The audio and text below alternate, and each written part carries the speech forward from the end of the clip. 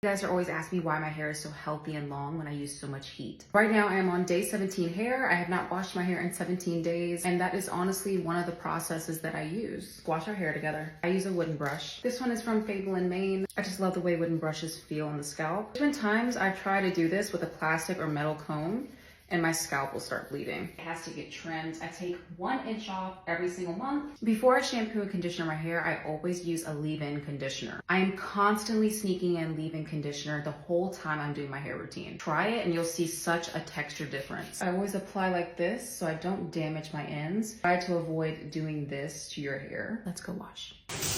Shampoo and some leave-in conditioner.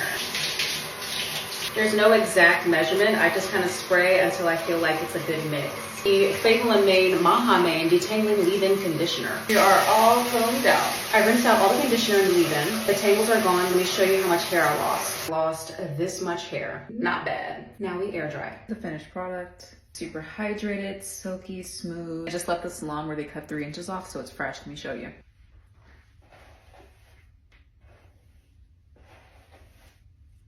Feels so good. Leave-in conditioner is such a life hack.